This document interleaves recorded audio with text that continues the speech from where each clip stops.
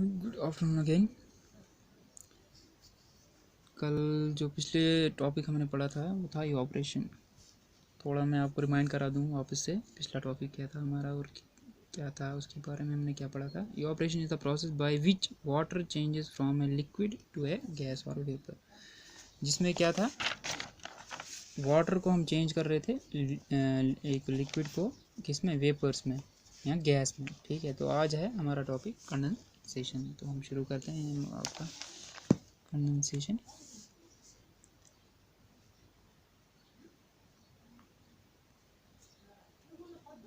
ये कंडेंसेशन जो है ये इवापोरेशन का कह सकते हो आप, एक अपोजिट है। इसका क्या है, इसका उल्टा है।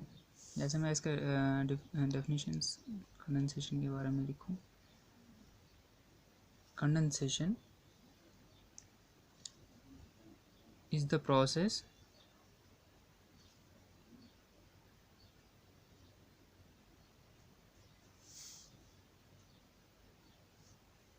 मैं ऐसे लिखूं, in the process in which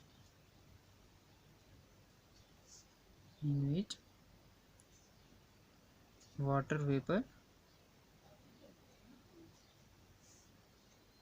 turning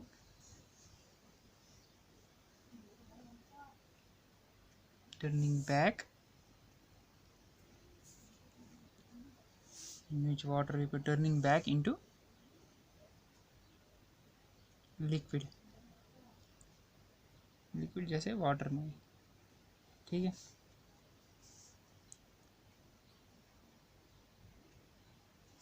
इसकी मैं बेस्ट एग्जांपल लेता हूँ। बेस्ट एग्जांपल क्या है इसकी, मैं इसकी बेस्ट एग्जांपल लेता हूँ क्लाउड्स। ठीक, जो हमारे सर के ऊपर चलते हैं, cloud floating over head, your head, anyone, किसी का भी। ठीक है,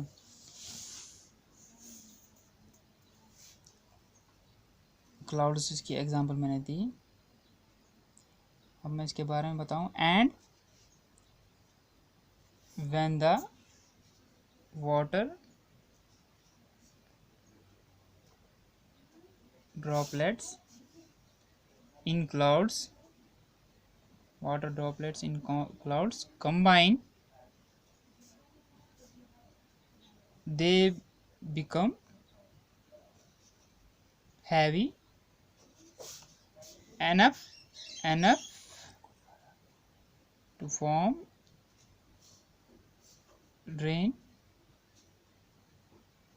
raindrops to rain down। तो मैं आपको बताऊं क्या है ये। Condensation is the process in which water vapour turning back into liquid. जो हमने इवापोरेशन पढ़ा था पिछले टॉपिक में, इवापोरेशन में क्या था, ये लिक्विड जो होता था वो चेंज होता था किसमें, वाटर वेपर या गैस में। देखो यहाँ पे मैंने लिखा है, evaporation is the process by which water changes from a liquid to a gas. Liquid से यहाँ गैस में चेंज हो रहा था, ये कौन सा था, इवापोरेशन में।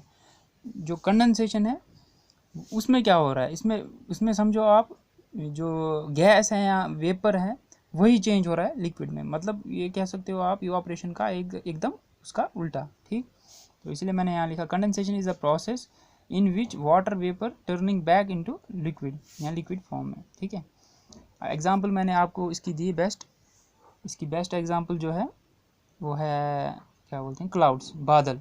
जो आप देखते हो बादल आसमान में, तो वो बादल कैसे होता है। देखो, पहले बादल की शेप बनती है, उसके बाद जो वाटर ड्रॉपलेट्स उसमें ऐड होते हैं वो क्लाउड बनाते हैं, कंबाइन होता है क्लाउड में। तो वो एक हैवी, मतलब इतना हैवी हो जाते हैं, वो बल्क हो जाते हैं, भारी हो जाते हैं वो वाटर ड्रॉपलेट्स, कि उनको मजबूरन में फिर नीचे आना ही पड़ता है। नीचे मतलब आना पड़ता है रेन की शक्ल में, रेन की सूरत में वो फिर नीचे आ जाते हैं। ठीक, तो बेस्ट एग्जांपल मैंने जैसे लिखा, क्लाउड्स फ्लोटिंग ओवर हेड, हमारे सर के ऊपर। And when the water droplets in clouds combine, जब ये कंबाइन होते हैं water droplets, they become heavy enough to form rain drops to rain down on your head, या किसी के लिए भी। ठीक है, यहाँ तक ठीक। अब जो कंडेंसेशन है ये ज़रूरी भी है हमारे एटमॉस्फेयर के लिए। कंडेंसेशन, मैं एक स्टेप और लिख लेता हूँ, थोड़ा ज़्यादा बड़ा नहीं करूँगा। कंडेंसेशन इज़ क्रूशल, क्रूशल है ये, क्यों? टू द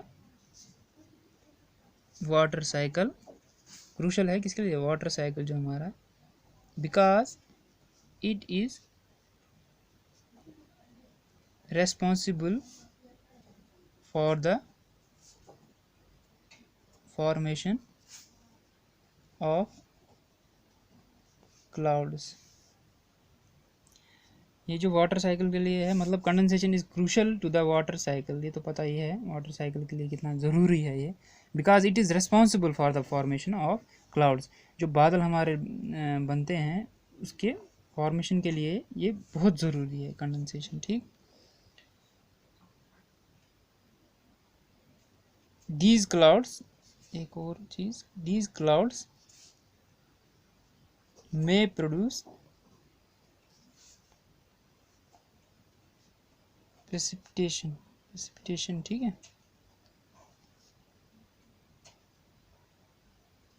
प्रेसिपिटेशन, प्रेसिपिटेशन क्या मतलब, आप बोलोगे क्या है? ये है which is the primary route for water to return to the earth's surface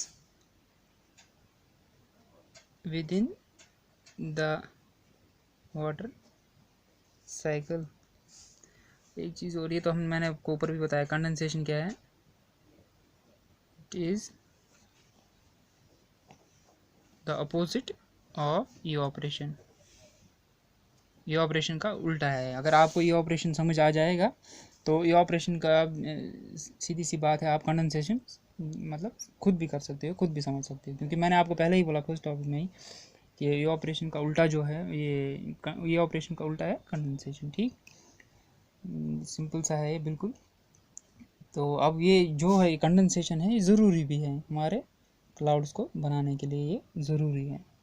तो मुझे उम्मीद है आपको ये टॉपिक समझ आया होगा। नेक्स्ट टाइम मैं कोई और टॉपिक लूँगा, तब तक के लिए धन्यवाद, थैंक यू।